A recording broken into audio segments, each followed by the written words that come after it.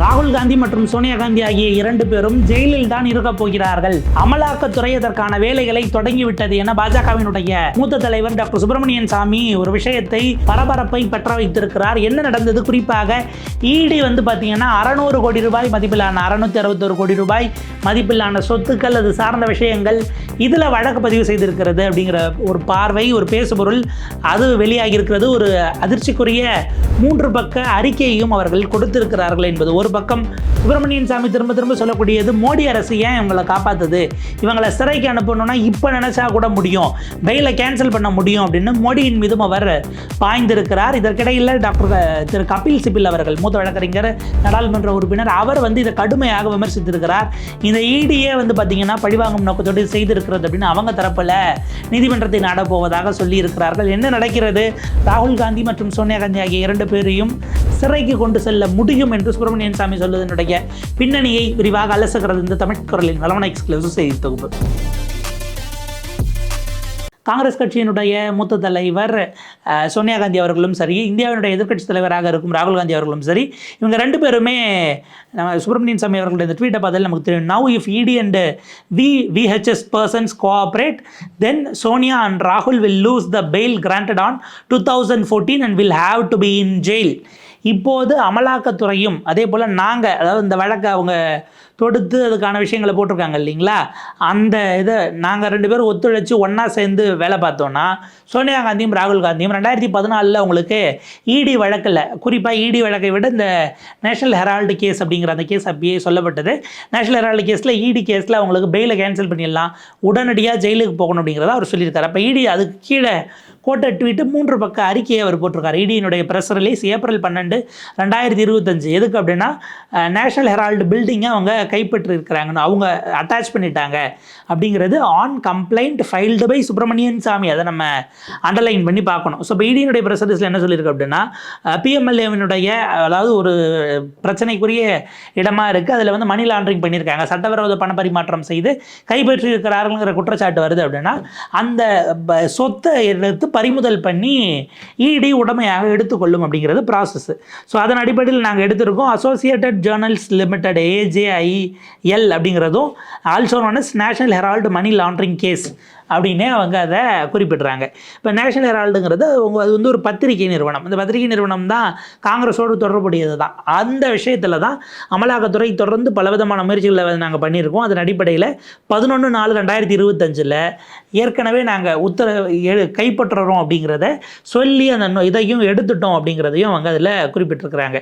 யாருக்கு அப்படின்னா Jindal south west projects limited அப்படிங்கிறவங்க 7th, 8th, 9th இந்த 3 ஃப்ளோர் அந்த ஹெரால்டு, நேஷனல் ஹெரால்டினுடைய பில்டிங்கில் இருக்கக்கூடியவங்க, அவங்களுக்கும் நாங்கள் தகவல் தெரிவிச்சாச்சு. இனிமேல் அந்த ரெண்டெல்லாம் இருக்குது இல்லையா, அதாவது என்னென்னா இடத்த நாங்கள் கைப்பற்றிட்டோம், இனிமேல் அதை அவங்க வாடகைக்கு விட்டுருக்குறாங்க, அந்த வாடகை பணத்தை நீங்கள் ஈடிக்கு கொடுக்கணும் அப்படிங்கிறதுக்கு நாங்கள், அதாவது இப்போ ஒன்றும் இல்லை, ஒரு வீடு ஏற்கனவே சிலருக்கு வாடகைக்கு விட்டுருக்காங்க, ஓனர் வேற ஒருத்தர் விற்கிறாரு, வாடகைக்கு இருக்கிறவங்கள காலி பண்ண சொல்லலை, வாடகை இனிமேல் அவர்கிட்ட கொடுத்துருங்க, அவர் தான் புது ஓனர் அப்படிங்கிற மாதிரி ஒரு உதாரணத்துக்கு எடுத்தோம்னா இந்த மாதிரி அமலாக்கத்துறை சொல்லியிருக்கு அப்படிங்கிறத ப்ரெஸ் ரிலீஸில் கொடுக்குறாங்க. அவங்க என்ன சொல்கிறாங்க, AJLக்கு இம்மூவபிள் ப்ராப்பர்ட்டிஸ் அப்படின்னு டெல்லி, மும்பை, லக்னோ இந்த 3 நகரங்களிலும் சுமார் 661 கோடிக்கு இருக்கிறது. அது கூட AJLனுடைய ஷேர்ஸாக இருக்கக்கூடிய 90.2 கோடி. அப்போ ரெண்டும் சேர்த்தோன்னா சுமார் 750 751 கோடி வரைக்கும் அதில் இருக்குது.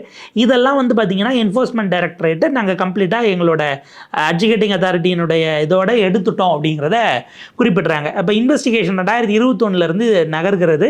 வழக்கு எப்போ அப்படின்னா 2014 ஜூன் 26 காக்னிசன்ட் ஆர்டரை போடுறாங்க. யார் கொடுக்குறா அப்படின்னா நியூ டெல்லியில் இருக்கக்கூடிய metropolitan magistrate Patiala house court தான் அதை கொடுக்குது. கம்ப்ளைண்ட் செய்தவருக்கு பெயர் டாக்டர் சுப்பிரமணியன் சுவாமி. அவரை தான் வச்சு அவங்க ஸ்ரீ சுப்பிரமணியன் சாமி தான் இடி கொடுத்துருக்காங்க. சுப்பிரமணியன் சாமி யார் யாரின் மீதெல்லாம் கம்ப்ளைண்ட் போடப்பட்டது வழக்கு அப்படின்னா, யார் யாரெல்லாம் அதில் கிரிமினல் கான்ஸ்பிரசி அப்படின்னு இருக்காங்கன்னா அவங்க எல்லாமே பார்த்திங்கன்னா பொலிட்டிக்கல் ப்ராமினன்ட் ஃபிகர்ஸாக இருக்கக்கூடியவர்கள்லாம் இடி குறிப்பிட்டது. முதல்ல ஸ்ரீமதி சோனியா காந்தி அவர்கள், அதே போல் ராகுல் காந்தி, அதே போல் மோத்திலால் வோரா, ஆஸ்கர் ஃபெர்னாண்டஸ், சுமன் தூபே, சாம் பெட்ரோடா அப்படிங்கிறதும், இது கூட ப்ரைவேட்டாக இருக்கக்கூடிய ஒரு கம்பெனி யங் இண்டியன் அப்படிங்கிற ஒரு கம்பெனியும், இவங்க எல்லாம் எதில் ஈடுபட்டிருக்காங்க அப்படின்னா மணி லாண்ட்ரிங்கில் ஈடுபட்டிருக்காங்க. அந்த money laundering related to fraudulent take over of properties valued 2000 crores belonged to AJL, Associated Journals Limited அப்படிங்கிறது தான் ரொம்ப முக்கியமானது. அதாவது 2000 கோடி ரூபாய் மதிப்பிலான ப்ராப்பர்ட்டியை கைப்பற்றுவதற்கு இந்த நிறுவனம் உள்ளே வந்திருக்கு. AJL சார்ந்த இதில் இந்த ப்ராப்பர்ட்டிஸை கைப்பற்றுவது தொடர்பான விஷயங்களில் ஒரு கிரிமினல் கான்ஸ்பிரசியை கொண்டு வந்து அவங்க மணி லாண்ட்ரிங் பண்ணியிருக்காங்க, சட்டவிரோதமாக பண பரிவர்த்தனை செய்திருக்காங்க அப்படிங்கிற ஒரு குற்றச்சாட்டை கொண்டு வராங்க. இப்போ 2000 கோடி ரூபாய்ங்கிறது வழக்கு.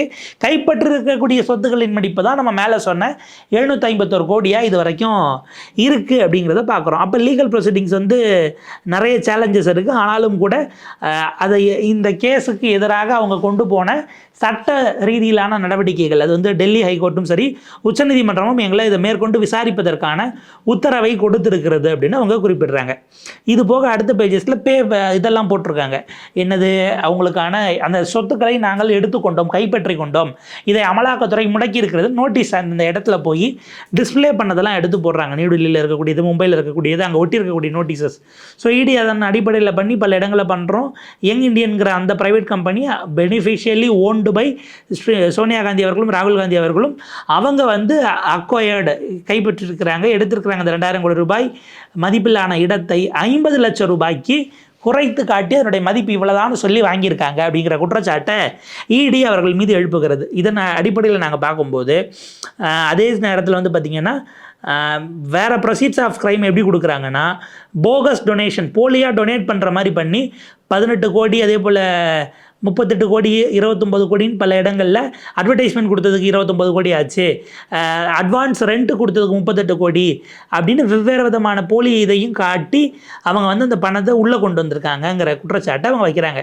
நமக்கு என்னென்னா 50 லட்சம் ரூபாய்க்கு 2000 கோடி ரூபாய் மதிப்புள்ள ப்ராப்பர்ட்டி கொடுத்துருக்காங்கிற குற்றச்சாட்டை வைத்து தான் இதில் வந்து கான்ஸ்பீஷியஸான இது இருக்குது அப்படிங்கிறத நகர்த்தியிருக்காங்க. அடுத்து லக்னோனுடைய அந்த இமேஜையும் அவங்க போட்டு அமலாக்கத்துறை கொடுத்திருக்கிறார்கள். ஸோ இதன் அடிப்படையில் அவங்களுக்கு அவர்களை அழைத்து விசாரிப்பதற்கான வேலைகள், சம்மன்ஸ் என்பது இஷ்யூ பண்ணுறதை நோக்கி இடி நகர்ந்து இருக்கிறது அப்படின்னு பார்க்க வேண்டியிருக்கு. இந்த இடத்துல தான் உச்சநீதிமன்றத்தினுடைய மூத்த வழக்கறிஞர், உச்சநீதிமன்ற பார் கவுன்சிலினுடைய தலைவராக இருக்கும் திரு கபில் சிபில் அவர்கள், அவருடைய பேச்சு என்பது முக்கியத்துவம் பெற்றதாக மாறுகிறது. இப்போதைக்கு கபில் சிபில் அவர்கள் வந்து பார்த்திங்கன்னா ராஜ்யசபா எம்பியாக இருக்கார். பட் அவர் காங்கிரஸ் சார்பில் இல்லை, இண்டிபெண்ட்டாக சமாஜ்வாதியின் சார்பில் இருப்பதாக ஞாபகம், சப்ஜெக்ட் டு கரெக்ஷன். பட் அவர் இது மிக கடுமையாக கண்டித்து விமர்சித்திருக்கிறார். அவருடைய செய்தி இதை நியூ இண்டியன் எக்ஸ்பிரஸ்ல வந்திருக்கிறத பார்ப்போம். Not mother of democracy, father of dictatorship, Sibal slam Centre over ED notices in Herald case அப்படிங்கிறது பார்க்க வேண்டியிருக்கிறது. இந்தியாவை வந்து டெமோக்ரஸியினுடைய தாய், நம்முடைய இந்தியா வந்து ஜனநாயகத்தினுடைய அன்னை அப்படின்னு இவங்க பேசிக்கிட்டு இருக்காங்க. ஆனால் இன்றைக்கி மோடி அரசு சர்வாதிகாரத்தினுடைய தகப்பனை போல நடந்து கொண்டிருக்கிறது அப்படின்னு ஒரு கடுமையான வார்த்தைகளை கபில் சிபில் அவர்கள் பயன்படுத்தியிருக்கிறார்கள். அவர் குறிப்பிடுகிறார், இது வந்து பெட்டினஸ் ஆஃப் த கவர்மெண்ட், அதாவது எதிர்க்கட்சிகளை எவ்வளவு டார்ச்சர் பண்ணி தொல்லை பண்ணலாம் என்பதற்காக இவங்க சில்லறத்தனமாக நடந்து கொள்கிறது இந்த அரசு, ஆளக்கூடிய பாஜக அரசு அப்படிங்கிறதுக்கான மற்றும் ஒரு உதாரணமாக நம்ம அதை பார்க்கணும். The Rajya Sabha MP claimed the government will eventually also come after the media. அடுத்து அந்த ஹவுஸை காலி பண்ணி அந்த அவங்களுடைய சர்க்குலேஷன் அதை முடிக்கிறது அப்படிங்கிறத நோக்கி தான் இவங்க நகர போகிறாங்க. இவங்களுக்கு எதிரான எதிர்குரல் தொடர்ந்து எழுதி வருவதன் காரணமாக இந்த குற்றச்சாட்டு அப்படின்னு அவர் குறிப்பிடுகிறார். காங்கிரஸ் கட்சியை முற்றும் முழுதாக பேரலைஸ் பண்ணணும், செயலிழந்து போக வைக்க வேண்டும் என்பதற்காக தான் என்ஃபோர்ஸ்மெண்ட் டைரக்டரேட் நோட்டீஸை கொடுத்து இதை வந்து எடுத்திருக்கிறாங்க அப்படின்னு குறிப்பிடார். அது அசால்ட் ஆன் த டெமோக்ரஸி, இந்திய ஜனநாயகத்தின் மீது நடத்தப்பட்டிருக்கக்கூடிய கொடுந்தாக்குதல் அப்படின்னும் அவர் குறிப்பிடுறாரு. இப்போ இவங்களுக்கு என்ன அப்படின்னா, BJP want to do their politics on Hindu Muslim agenda and finish of the opposition அப்படிங்கிறதையும் அவர் குறிப்பிடுறாரு. ஏற்கனவே பல பிளவுகள் சார்ந்த விஷயங்களுக்கு போயிட்டு இருக்கும்போது இப்போ இன்றைக்கி வக்பு பிரச்சனை வருது, அது சார்ந்த விஷயங்கள் நாளைக்கு எடுக்கிறோம். இந்தியா முழுக்க எதிர்கட்சிகள் போராடுவாங்கன்னா இதில் ஒவ்வொரு கட்சிக்கும் நீங்கள் தனித்தனியாக தொல்லை கொடுத்து குடைச்சல் கொடுத்து காலி பண்ணுற இடத்துக்கு நகர்ந்தீங்கன்னா அவங்க எதுக்காகவும் எதிர்த்து போராடுவதற்கு களத்துக்கு வர மாட்டார்கள். கேஸில் தூக்கி உள்ளே போடு, இல்லை அவங்கள நேரில் ஆஜராகவை, இப்படி இந்தியா முழுக்க வழக்கு போட்டு அவங்க நடந்துக்கிட்டே இருந்தால் நடந்துக்கிட்டே இருக்கட்டும். எதிர்த்து பேசி போராட்டம் பண்ணி களத்துக்கு அவர்கள் வராமல் முடக்குவதற்கான வேலையாகவும் கூட இதை நம்ம பார்க்க வேண்டியிருக்கு அப்படின்னு குறிப்பிட வேண்டியிருக்கிறது. அதே போல் நோட்டீஸஸ் வந்து பார்த்தீங்கன்னா conspicuous part of these properties located at Herald House at ITO அப்படின்னு அவங்க கொடுத்துருக்கக்கூடியதை நோட் பண்ணிவிட்டு இந்த நோட்டீஸ் என்ன கேட்குது அப்படின்னா vacation of the premises to be taken over by the ED.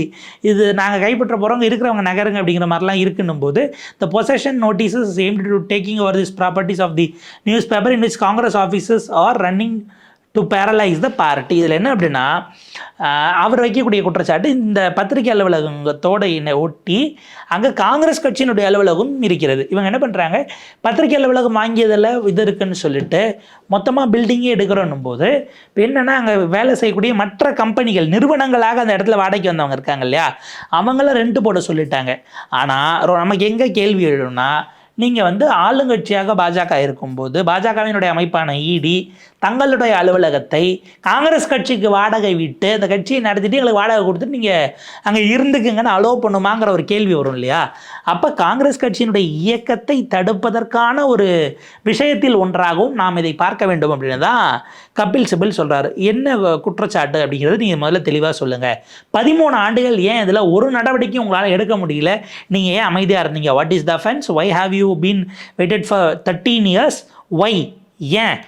ஏன்னா நீங்கள் இந்த இடத்தையே கம்ப்ளீட்டாக எடுத்து காங்கிரஸை காலி பண்ணிவிட்டு அதுக்கு பிறகு இயக்கம் இல்லாமல் எதிர்கட்சிகள் இருக்கக்கூடிய சூழல் வரும் பொழுது இதை மொத்தமாக காலி பண்ணணும்னு பார்க்குறீங்கிறது தான் நம்ம கவனிக்கணும்.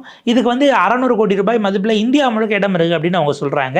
ஆனால் காங்கிரஸ் ஆஃபீஸ் இல்லாத அளவுக்கு மாற்றணும். ஏன்னா இது அப்படியே ஒரு நிமிஷம் ஃப்ரீஸ் பண்ணோன்னா பிஜேபி இந்த பேட்டர்னை செய்வது இது முதல் முறை அல்ல. கடந்த நாடாளுமன்ற தேர்தலுக்கு முன்பாக நடந்த ஒரு சம்பவம் நமக்கு ஞாபகம் இருக்கும். என்னென்னா அந்த காலகட்டத்தில் என்ன சொன்னாங்க, 1998 அப்போ உங்கள் கட்சியினுடைய தலைவராக இருந்தவர் ஐடி இன்கம் டேக்ஸ் கட்டினார்.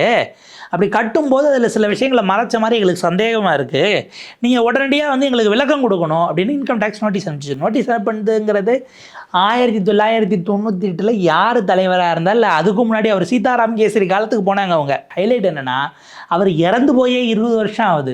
அப்போ இறந்து போய் 20 வருடம் ஆன ஒருவர் தலைவராக இருந்தபோது இந்திய தேசிய காங்கிரஸ் ஒழுங்காக வரி கட்டவில்லை என நாங்கள் சந்தேகப்படுகிறோம். எனவே காங்கிரஸ் கட்சி இதுக்கு விளக்கம் அளிக்கணும்னுட்டு காங்கிரஸ் கட்சியினுடைய வங்கி கணக்குகளை முடக்கி விட்டார்கள். நல்லா யோசிங்க, 25 வருஷத்துக்கு முன்னாடி நீங்கள் ஒழுங்காக டேக்ஸ் கட்டலன்னு சொல்லி இப்போ கட்டினா இன்னைக்கு இருக்க பணத்தை எடுக்கக்கூடாதுன்னு நீங்கள் பிளாக் பண்ணுறீங்க. பண்ணிவிட்டு எலெக்ஷனுக்கு செலவு பண்ணுறதுக்கு இல்லை இருக்கிறதுக்கே கூட்டம் போடுறதுக்கு டிக்கெட்டு போடுறதுக்கு இதுக்கே பணம் இல்லாத நிலைக்கு காங்கிரஸை அவர்கள் தள்ளினார்கள் அப்படிங்கிறத பார்க்கணும். அது எப்படி பார்லிமெண்ட் எலெக்ஷன் வர்றதுக்கு கொஞ்சம் நாளைக்கு முன்னாடி அமலா ஐடி டிபார்ட்மெண்ட் வருமான வரித்துறை வேகமாக செயல்பட்டு ஐயோ இந்த மாதிரி நாட்டை ஏமாற்றிட்டாங்களா அப்படின்னு பாஞ்சு போய் கண்டுபிடிச்சி 25 வருஷத்துக்கு முன்னாடி இருக்கிறத தோண்டி எடுத்தாங்க அப்படிங்கிற கேள்வியை அப்போவே பலரும் எழுப்பியிருந்தாங்க. ஸோ இது வந்து ஒரு விஷயமாக இருக்கிறது. ஃபினான்ஷியலாக சோக் பண்ணணும் அப்படிங்கிறது தான். ஸோ அப்போ ஒரு அலுவலகத்துக்கு அடுத்து வழி இல்லாமல் போகக்கூடியது இதெல்லாம் மாறக்கூடியதாக இது மாறி இருக்கிறது. இதுதான் இந்திய அரசினுடைய இன்றைக்கு இருக்கக்கூடிய மோடி அமித்ஷா ஆகியோருடைய மனநிலையாக இருக்கிறது என்று கபில் சிபில் அவர்கள் கடுமையான விமர்சனங்களை முன்வைத்திருக்கிறார்கள். ஸோ இது ரொம்ப ரொம்ப முக்கியமான ஒரு பாயிண்டாக பார்க்க வேண்டியிருக்கிறது. இதை தாண்டி இடி ஐடி போன்றவைகளை ஏவி விட்டு எதிர்க்கட்சிகளை முற்றுமொழிதாக அரசியல் களத்திலிருந்து அப்புறப்படுத்துவதற்கான ஒரு முயற்சியை பாஜக தொடர்ந்து செய்கிறது அப்படிங்கிறத குறிப்பிடுறாங்க. they will take all those who were in the opposition in their ministries, make them Rajya Sabha members, give them cabinet posts in states and against whom they have made public allegation of fraud and corruption. They will take those people and they are in there is no ED then அப்படின்னு அவர் குறிப்பிடுகிறார். ரொம்ப simple. நீங்கள் உங்களுக்கு case வேணால் நீங்கள் பயப்படுறீங்க அப்படின்னா ஒன்றும் பிரச்சனை இல்லை, அங்கேருந்து அப்படியே ராஜினாமா பண்ணிட்டு அது காங்கிரஸாக இருக்கலாம், திமுகவாக இருக்கலாம், எந்த கட்சியாக வேணால் இருக்கலாம், அகிலேஷ் யாதவனுடைய சமாஜ்வாதியாக இருக்கலாம், மம்தா பானர்ஜியினுடைய திரிணாமுல் காங்கிரஸாக இருக்கலாம், நிறைய உதாரணங்கள் இருக்குது. ஹைலைட் என்ன அப்படின்னா ஏற்கனவே இருந்த தன்னுடைய கட்சியின் முதல்வரை காங்கிரஸ் கட்சியிலிருந்து ராஜினாமா செய்துவிட்டு வந்த ஒருவருக்காக அவரை முதலமைச்சர் ஆகிறதுக்காக 5 வருஷம் முதலமைச்சராக இருந்தவரை அந்த பதவியிலிருந்து எடுத்துவிட்டு மத்திய அமைச்சராக்கிய வரலாறு பாஜகவுக்கு உண்டு. ரொம்பலாம் இல்லை. இன்னைக்கு காங்கிரஸில் இல்லை, இன்னைக்கு அசாமினுடைய முதலமைச்சராக இருக்கார் இல்லையா ஹிமந்த பிஸ்வா சர்மா, அவர் அடிப்படையில் காங்கிரஸ் கட்சியில் இருந்தவர். அவர் மீது ஊழல் குற்றச்சாட்டுகளை அவர் மீதும் சேர்த்து புத்தகமாகவே வெளியிட்டார் அமித்ஷா அவர்கள். ஆனால் அந்த ஹிமந்த பிஸ்வா சர்மா அணி மாறி வந்த பிறகு அவரை முதலமைச்சராக்குவதற்காக 5 ஆண்டுகள் முதலமைச்சராக இருந்த சர்பானந்த சோனோவாலை அங்கிருந்து மத்திய அரசுக்கு நகர்த்தி விட்டு மத்திய அமைச்சராக்கி விட்டு ஹிமந்த பிஸ்வா சர்மாவை முதலமைச்சராக்கி அழகு பார்த்தது பாஜக. அவர் அப்போ அங்கே இருக்கிற வரைக்கும் ஊழல் பண்ணார், இரிகேஷன் ஸ்கேம்னு எடுத்து கொடுப்பீங்க. இதையே உங்க வந்தால் அமைச்சராக்கி அழகு பார்ப்பீங்க, இடி அதுக்கப்புறம் அந்த பக்கமே வராது அப்படிங்கிற நிலை இருக்குது. இதே தான் நீங்கள் அஜித் பவார்லேருந்து அத்தனை பேருக்கும் பொருத்த வேண்டியிருக்கும் அப்படிங்கிறத நம்ம பார்க்க வேண்டியிருக்கிறது. ஸோ இப்படியான விஷயங்கள் நாராயணராணிலேருந்து பல உதாரணங்கள் இருக்குது.